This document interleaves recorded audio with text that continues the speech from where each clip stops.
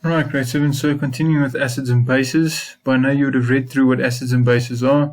You would have done the taste test and you would have realized that things like lime juice or lemon juice, anything that was citrus would have been acidic and it bites into your tongue, it's sour to the taste. Anything that is more base-like would be slippery, such as soap. And then we also get neutrals. This would be something like water. You want water to be neutral. Obviously, you're drinking it, so it's something that's edible. But water would be right there in the middle. After you've watched the videos with the red cabbage test, you would have seen that the cabbage water is able to test for a acid or a base, and this is all measured on a pH scale. Another example that some of you may have seen, if you have a swimming pool at home, you may have seen a pH tester, and you're going to be testing the water, your pool water, to make sure that it's safe for you to swim in. You don't want it too acidic, and also you don't want it too basic. Alright, but what we're going to be looking at now is litmus paper.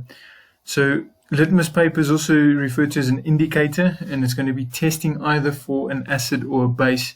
Right, and here we have an example of red litmus paper on the left and blue litmus paper on the right.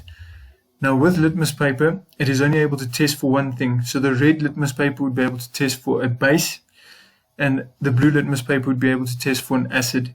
If you were to put an acid on red litmus paper, it would stay red, and therefore your conclusion is indecisive. You can't say that it is an acid or a base because it won't tell you an accurate result. The same goes for the blue.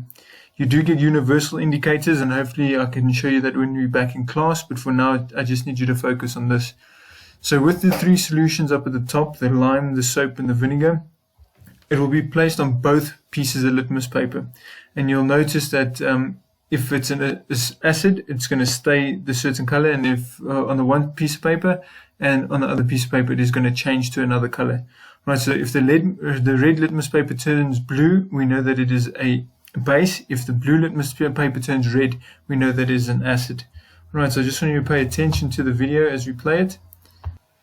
Right, so firstly with lime solution, when lime solution is placed onto both pieces of paper, you'll know now that lime is a citrus fruit, so we know that it's acidic, so as soon as it goes onto the blue litmus paper, it immediately turns red. But whereas on the red litmus paper, you don't see a change at all. So there we can see it as an indicator that this is an acid. Secondly, the soap solution, once put onto the red litmus paper, it immediately starts turning blue, and therefore it shows us that this is a base. Now you'll see what I mean with regards to it not being able to change. If we were just using blue litmus paper to test the soap solution, we couldn't say for definite that it is a base, because water would still also stay blue. Lastly, with vinegar, if you had done the taste test, you would have noticed that vinegar bites into your tongue. It has got a bit of a sour taste to it, so therefore we know that this is an acid. So when put onto the red paper, nothing happens, and then immediately turns red when put onto the blue litmus paper. Alright, so that's an example of litmus paper. It's just important that you remember that it is referred to as an indicator, and the blue litmus paper will be testing for an acid, and red litmus paper would be testing for a base.